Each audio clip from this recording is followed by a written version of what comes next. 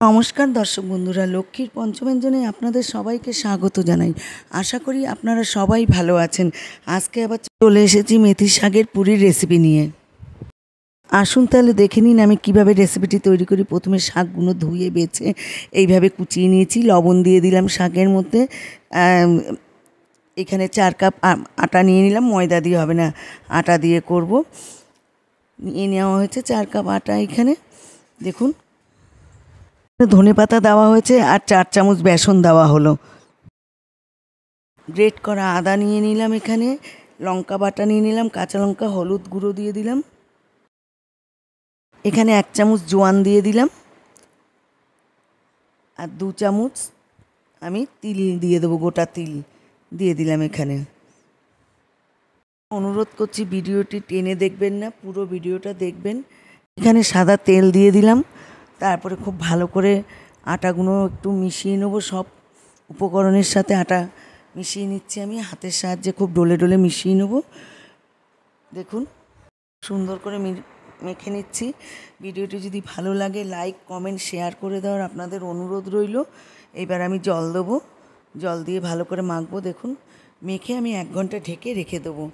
খুব ভালো করে মেখে নিচ্ছি আমি।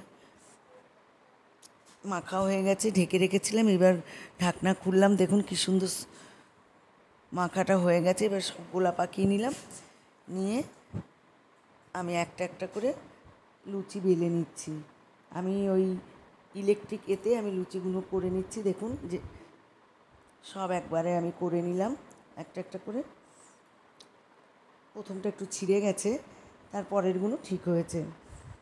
দেখুন সবগুলো করে নিলাম। এবারে আর এই কটা আছে, দেখুন কি সুন্দর হয়েছে, সুন্দর দেখতে হয়েছে। এটা হচ্ছে ইলেকট্রিক রুটি বেলনি। দেখুন কি সুন্দর হয়ে গেছে। এবার আমি তেল বসিয়ে দিলাম, সাদা তেল। আপনারা বাড়িতে এইভাবে অন্তত তৈরি করে খাবেন একবার অন্তত। প্রথম লুচি ভেজে তুলে নিলাম, সবগুলো আমি দেখালাম না, 2টো লুচি ভাজা দেখিয়ে আমি বাকি লুচিগুলো ভেজে নিয়েছি, সার্ভ করে দিলাম। প্লেটের মধ্যে আমি সব সার্ভ করে দিলাম। দেখুন কি সুন্দর হয়েছে দেখতে। টক দই দিয়ে আপনারা খাবেন, খুব সুন্দর মুখরোচক খাবার। ছোট বাচ্চাদের এইভাবে করে দেবেন, দেখবেন হাতে নিয়ে নিয়ে ঘুরে ঘুরে খেয়ে নেবে। বড়রা টক দই দিয়ে সার্ভ করবেন বড়দের,